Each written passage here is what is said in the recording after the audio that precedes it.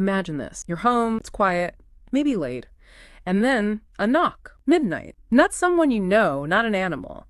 Just a knock. Uh-huh. Unsettling already. Right. But then imagine that sound, that disturbance. It starts to move slowly, subtly. Gets inside your wall. Oh, okay. That's taken it to another level entirely. Exactly. What if that first knock was just, the beginning, an overture to something much, much deeper, and maybe something you can't just walk away from? It's that kind of setup that taps right into our primal fears, doesn't it? Yeah. Home, security, invasion. Totally. So today we're doing a deep dive into a story called The Stranger at Midnight. It's this really chilling narrative that, it blends that creepy, unsettling feeling with straight up supernatural stuff. Mm-hmm. And our source material follows this one woman, Elara Thompson. She inherits this house and becomes the stage for this haunting that gets incredibly personal, really escalates. And our mission here really is to unpack not just what happens to Elara, but how this story works. You know how it gets under your skin? Right. Look at the structure, the psychology behind it. Yeah. We'll look at how she goes from trying to explain things away rationally to confronting this, terrifying family secret, how everyday details become sources of dread. And the role of tech is interesting, too. Modern tech in an old mystery. Definitely. And ultimately, what happens when the haunting isn't tied to the building, but maybe to the bloodline. It's about the craft of fear, but also what this specific story says about inheritance. Not just houses, but other things. What's so effective, I think, is how grounded it starts. It feels almost ordinary before it peels back those layers. That relatability makes the horror hit harder later. Absolutely. Okay, so let's unpack it. We've got Elara Thompson, mid-30s graphic designer, living alone. Right, in this sort of isolated two-story Victorian house. Edge of Seattle. And it's an inheritance from her aunt, became her refuge after a divorce. No kids, no pets, just her. And this, creaky old house. That set up the isolation, the old house, the recent life change. It's classic groundwork for horror, isn't it? It really is. How does that initial peaceful seeming setup prime us for what's coming from a narrative perspective? Well, it establishes what you might call psychological realism. Elara feels real, her situation is relatable, seeking peace, living alone. You immediately empathize. And that isolation, especially in an inherited house, it's like the perfect incubator for fear. Yeah. It lowers the audience's guard, right? So when the supernatural stuff starts, it feels like a violation of something real and familiar. A violation of her sanctuary. Precisely. It's a deliberate choice to make the eventual break from reality feel deeply personal. And that break starts sharp. Midnight. A late autumn Tuesday. Rain's coming down hard. Yep. Clock ticks 11:59 p.m. Knock, knock, knock. 3 really distinct, deliberate raps. Front door. Kills already. Elara's first reaction. Confusion, then concern, naturally. She checks. Of course. Empty porch. No footprints despite the rain. No car nearby. Nothing. So she tries to brush it off. Prank. Wind. That rationalization is key, isn't it? For what we all do. Exactly. It's the essential first beat. We, the audience, we expect characters to dismiss things at first. It pulls us into her headspace. Yeah, it lets the story slowly chip away at that shared sense of what's normal. But then there's that little detail, the tech. The doorbell camera. Right, she checks the app. Nothing. Why? Because it froze for just a few seconds, exactly at midnight. And that's not just a random glitch in the story, is it? No way. It's brilliant foreshadowing. That tiny tech failure is the first little crack in the rational explanation. It makes it feel contemporary, too. Grounds the mystery in our world, makes the supernatural feel like it could actually corrupt the everyday things we rely on. Yeah, we can almost dismiss it with her as just bad luck with tech, even while a part of us thinks, maybe not. Exactly. It's like the tech itself becomes unreliable just when you need it for proof. That ambiguity is a powerful tool. Uncertainty breeds fear. Okay, so here's where it really starts to ramp up. Because these things, they rarely just happen once, do they? Almost never in these stories. Wednesday night. Same knocks, but louder this time. More insistent. Upping the ante. Elara's fear is definitely climbing. She actually grabs a baseball bat this time, tries to confront whatever it is. Good for her, but... But again, empty porch, still drizzling, but the porch is pristine. No marks, nothing. So frustrating. Yeah. And terrifying. She calls the non-emergency police line. They patrol, find nothing. Things are quiet for the rest of that night, so she gets this tiny bit of relief. Fleeting. So what's the narrative purpose here? Increasing the intensity, but still no visible source. It feels like it's wearing down her defenses, doesn't it? Pushing past "that was weird" into active fear, even if her attempts to confront it are useless. Right. The repetition, the lack of a source, it creates helplessness. Yeah. And involving the police, who can't help, just highlights that some threats are outside normal explanation. Makes her feel even more alone in it. Exactly. Classic psychological horror, isolating the protagonist. And then comes the real shift. This is where it moves. Yeah. From outside to inside. Thursday knocks again. But now, a faint scratching sound coming from inside the walls. Inside, that's different. That's worse. She tries again. Rationalize. Mice. Sets traps. But the traps stay empty. Untouched. So the perimeter's been breached, symbolically at least. The threat isn't just at her home, it's in it. It's a huge step. And then other things start. Subtle things. A chair moved just slightly. Her favorite mug, not where she left it, but in the sink. A door she knows she closed is now ajar. Ah, the gaslighting phase. These tiny things, they're insidious. They make her question her own memory, her sanity. Is she just stressed? Losing it? It's often scarier than a big, obvious scare because it attacks your perception of reality itself. And by Friday, it's undeniable. The house feels different. Like it's part of it now. And Yeah. the whispers start. Whispers, oh no. Soft. Can't make out words. Coming from the vents. She starts sleeping with earplugs, but the dread, it still gets in. The house is becoming the monster, almost. Transforming from her sanctuary into, well, a trap. And when she confides in her best friend, Mia suggests practical things. Carbon monoxide leak. Stress. Which again isolates Elara. Yeah. It shows that struggle. How do you explain something utterly irrational to someone living in the normal world? They can't see it. Makes her doubt herself even more. But just as that doubt peaks, she gets something. She installs more cameras. Not a smart move. Or is it? Well, the outdoor one glitches again, midnight. Same pattern. But an indoor camera, it catches something. What does it see? Just for a split second. Yeah. A shadow? Fleeting, but humanoid. Darting across the hallway. Whoa, okay. Visual confirmation. A tiny bit, yeah. But it's huge for Elara. It validates her experiences, shifts it from maybe I'm crazy to, okay, something is here. It's a strategic move in the narrative, too. It's just enough proof to let things escalate further without completely losing the audience.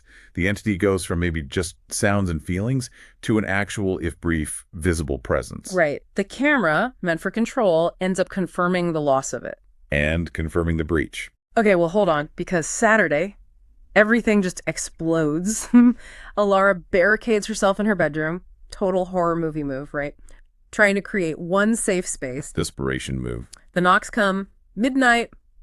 Then the internal stuff goes wild, lights flickering like crazy, sudden cold draft, objects moving, a book flies off the shelf. Seriously. Okay, subtlety is over. And get this, the book falls open to a specific passage. Beware the uninvited guest. Oh, come on. That's direct. That's communication. Sinister communication. No more suggestions. This is active menace now. Her bedroom fortress isn't safe at all. The story is just ratcheting up the pressure, trapping her mentally as much as physically. So what does she do? She tries to talk to it, whispers out, "What do you want?" Gussy. Or maybe foolish. The scratching comes back, loud, close. And then she realizes her front door, the main entrance she definitely locked, is unlocked. Wide open. Ooh, that's just psychological torture. It's playing with her, shattering any sense of security she had left. Total violation. Sleep is impossible now, obviously. When she does drift off, she dreams of this faceless, shadowy figure just watching her. Nightmare fuel. Dawn comes, she's desperate, starts searching the house for anything, any clue, ends up in the attic and finds it. Her aunt's old journal. Ah, the classic journal, the key. It's the narrative device we needed, right? Finally, some history, maybe some answers. So what does it say? Does it explain the knocking? Oh, yeah. Entries from decades ago. The knocking started again. He comes at midnight, but never enters. Then this bit. No. Yet the house welcomes him. Whoa. The house welcomes him. What does that mean? Ugh. And it connects to her aunt. Raises questions about her death, right? The one called a heart attack. Exactly. Suddenly, this isn't just her haunting. It's older, maybe generational. It connects the knocks, the house, the family history. It shifts everything from a random ghost story to something specific, inherited, maybe even a family curse or, like you said, inherited trauma made manifest. Mm-hmm. The house itself might be involved somehow. And Sunday just spirals. Paranoia is maxed out. Mia visits again, her friend. Sees nothing, feels nothing, which just makes Elara feel crazier, more alone. You see that happen a lot in these stories, right? Absolutely. It's terrifyingly effective. Yeah. Makes the victim the sole witness to their own nightmare. So Elara sets up audio recorders, needs proof, needs something concrete. Getting desperate for validation. Then comes Sunday night, the midnight knock, and then chaos downstairs, drawers slamming open and shut, footsteps, slow, deliberate, coming up the stairs. Oh, man. Coming for her. She hides. Closet, maybe. Bedroom door creaks open, silence, and then a whisper, clear as anything. Elara. By name. Okay, that's direct targeting. It knows her. She must have reacted, maybe swung the bat she had, because the next thing is she's in an empty room, but the mirror, it's fogged up, like someone breathed on it and ridden in the fog. I'm already inside. Game over. That's it. The final boundary collapsed. It's not just in the house, it's implicitly connected to her. Inside her space, inside her head, psychological annihilation. Okay, so this leads to the big reveal. Monday night. Elara, clutching that journal, figures it out. The full family secret. Let's hear it. Her great uncle, Silas, vanished back in the 1950s. He'd been accused of murder. Oh, the dark family secret trope. Okay. Local legend said he hid in the house in secret passages, died there, never found. And the journal confirms this. Pretty much. It says something like, he knocks to be let in, but his spirit is trapped, feeding on fear. Connects the knocking, the motive feeding on fear, and the location. It ties it all together. The history, the haunting, the family. So it's not random. It's Silas, trapped, wanting in, fueled by terror. Yeah. And he's family. Right. The source says she confronts this idea, confronts Silas, basically. And the house goes nuts. Sounds lead her down to the basement. Following the source of the disturbance. Finds a loose panel. Behind it, a hidden crawl space. Yeah. And inside, bones. Skeletal remains. Oh, wow. Actual physical proof. And clutching a locket with her aunt's picture inside. Tangible evidence. Connects the aunt directly to Silas's remains. Forces the supernatural into cold, hard reality. Yeah. So this is the moment of truth, right? She touches the bones, feels this intense cold, and the knocking stops. Release. Mystery solved. Ghost appeased by being found. You'd think so. That's what usually happens. But nope. She goes back upstairs, catches her reflection in a mirror, and sees Silas's ghostly face right behind her, smiling. No. Oh, that's brutal. So finding him didn't end it. It seems like it just changed it, or maybe freed him in a new way. That smile is terrifying. It completely subverts the ghost's laid-to-rest expectation. Wow. So confronting the truth didn't bring peace, it just shifted the haunting. Okay, so what does she do? She can't stay there. No way. She flees. Police come, they confirm the remains are Silas, forensics, the whole deal. Experts chime in, of course, explain away the knocking she reported as settling foundations. The rational world imposing its explanation, even when it feels totally wrong, which isolates her even more in what she knows to be true. Exactly. She knows it wasn't settling. We know it wasn't settling. But officially, case closed. Bones found. House noises explain. Except for Elara, it's not over for her. Not even close. And here comes the final twist. The real gut punch that makes this whole story linger. Okay, I'm ready, I think. Elara sells the house, gets out, moves far away into a high-rise apartment in the city. Maximum change. Safety and anonymity, height, modernity. 20 stories up. Trying to escape it completely. New life. First night in the new apartment, clock hits midnight, 12:00 a.m., and she hears it. Don't say it. Knock, knock, knock. Oh, no. Where? Not the apartment door. No, not the door, not the walls, the window. 20 stories up. 20 stories up. Okay, wow. That's genuinely chilling. That's the profound realization, isn't it? The stranger at midnight. He wasn't bound to the house. Not really. He was bound to her, to the bloodline. And now he was truly, inescapably inside her life forever. Wow. That redefines everything. It's not a haunted house story anymore. It's a haunted person story. Right. A story about inherited burdens you literally cannot escape. Geographical change means nothing. So we've tracked Elara's whole ordeal from that first single knock all the way to realizing her own family history is the chain connecting her to this entity.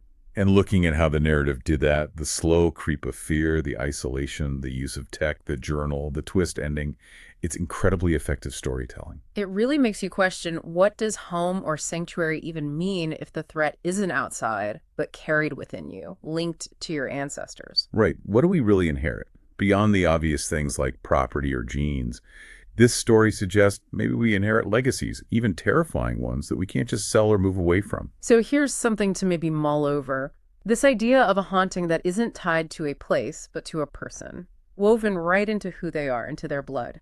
What part of our own past, our own family history, maybe our own blood, can we truly never escape? What if your family tree holds its own stranger at midnight, just waiting, regardless of where you live, waiting for the clock to strike 12, 20 stories up, or anywhere? Makes you think, doesn't it?